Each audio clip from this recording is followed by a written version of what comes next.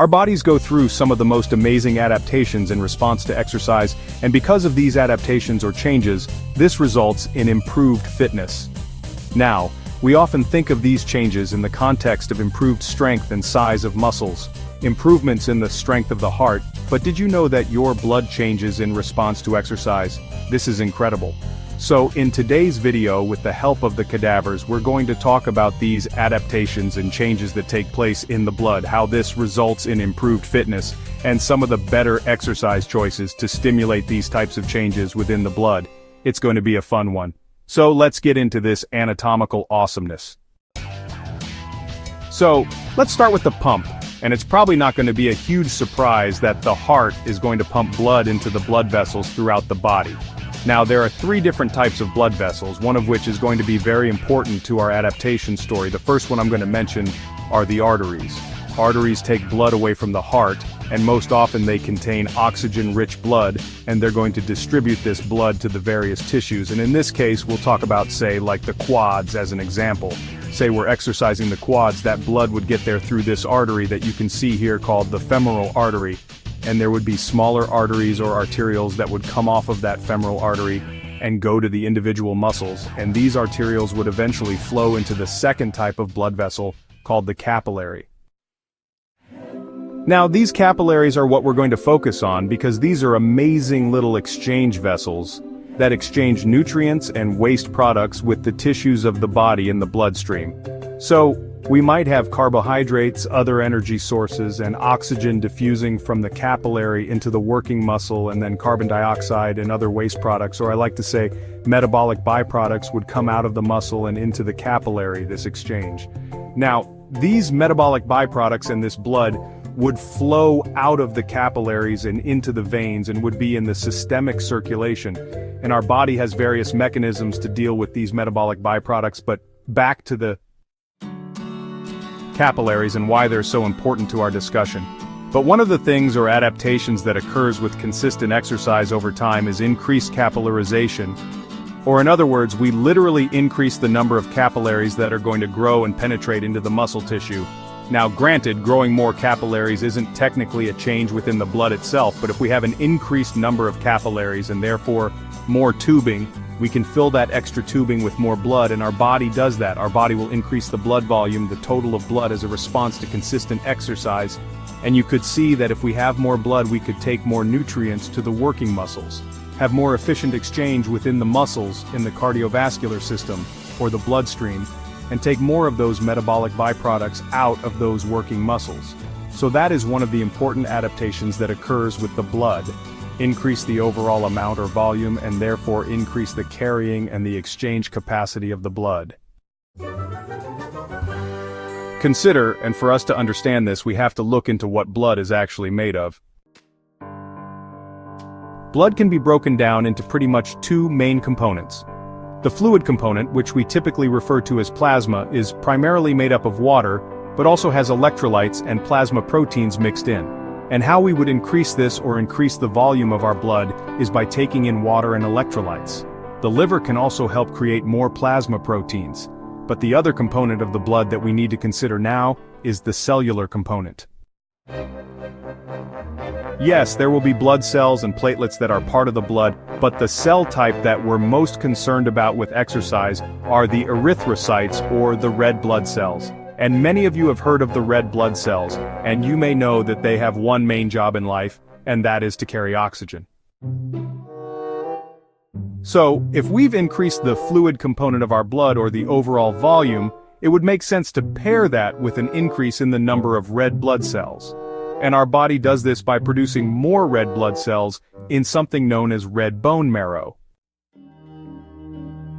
Red bone marrow is just found deep within your bone tissue in something called spongy bone, but let's kind of step back and put all this together.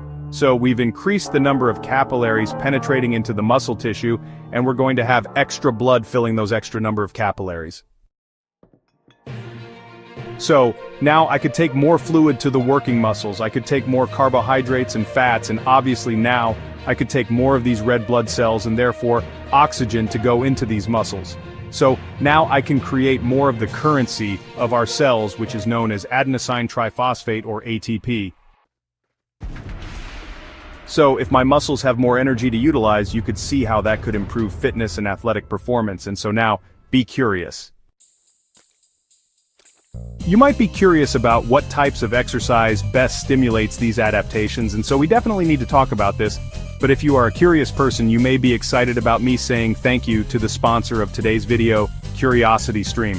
CuriosityStream is a subscription streaming service that offers exclusive award-winning films and shows that you can't watch anywhere else, plus the deepest collection of the best documentaries from around the world. They're also continually adding new episodes each and every week, and one of my favorite collections is called The Science of You, which probably won't be a big shocker to everybody because this includes a multitude of episodes that explores the human body and what it means to be human. CuriosityStream is also very accessible. It's available on the web, mobile devices, and all of your other favorite streaming devices like Roku, Xbox, Apple TV, Amazon Fire, and more. So if you're interested in having unlimited access to the world's top documentaries and non-fiction series, go to curiositystream.com/IOHA, and they'll give our audience 25% off if you use the coupon code IOHA, which is pretty amazing because it is already one of the most affordable and best deals in streaming. We'll also include this information in a link in the description below. So, let's get into this discussion about the types of exercises that are better at stimulating these adaptations that we've been talking about, and let me start by saying this. Let's say we had somebody who is detrained or deconditioned or just hadn't been exercising for a long time, and then they go from, say, like couch to any exercise routine. In that situation, you'd get some level of increased capitalization, increased blood volume for pretty much almost doing any type of physical activity, but eventually, you're going to get to this point where certain types of exercises do a much better job with stimulating these adaptations and these... Hey, what's up, fitness fam? Today, I'm diving into the secrets of cardio and endurance training. If you're looking to boost your cardiovascular endurance, you're in the right place. First off, let's talk about exercise adaptations. Imagine someone who's been inactive for a while. When they start any exercise routine, they'll see some improvements in blood volume and capillarization. But to really maximize these adaptations, endurance-based exercises are key. Think steady-state cardio like cycling or running. You've probably heard of training zones, especially Zone 2.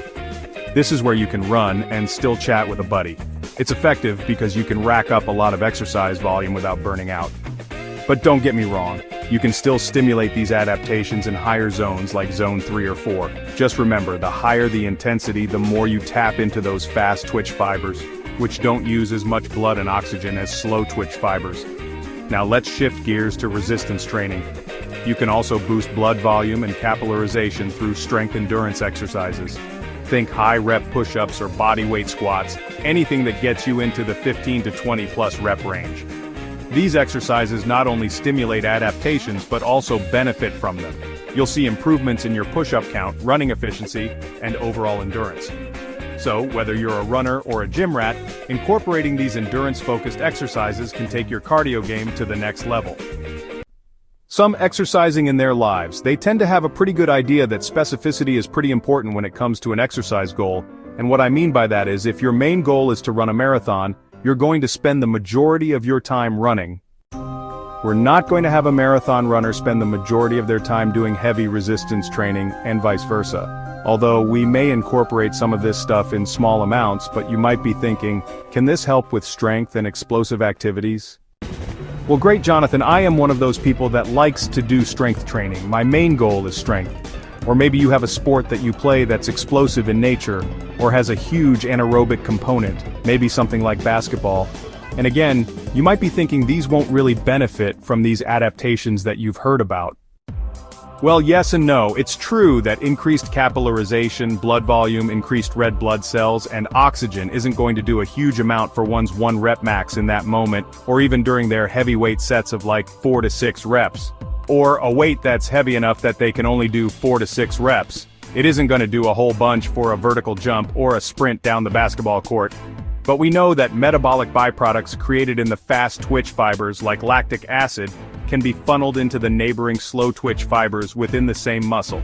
And those slow twitch fibers can process those metabolic byproducts. The slow twitch fibers definitely benefit from the increased capillarization, blood volume, and oxygen. So that means that someone who's doing heavy weight training or the basketball player could potentially recover more quickly between working sets. Or that basketball player could recover more quickly during ball stops, like, say, during a free throw if they had some level of these adaptations. So again, we're not going to have the weightlifter or the basketball players spend a whole bunch of time in steady-state cardio, or have that weightlifter spend a whole bunch of time doing strength endurance type activities.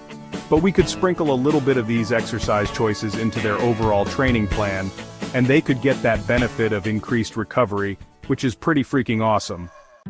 Thanks for watching, everyone. Hopefully you learned something new and amazing about size adaptations. If you're interested in CuriosityStream, that link is in the description below. And if you want to support the channel, go ahead and throw a like in, subscribe if you're not already, and leave some comments below and let us know what you thought of the video. And of course, we'll see you next time.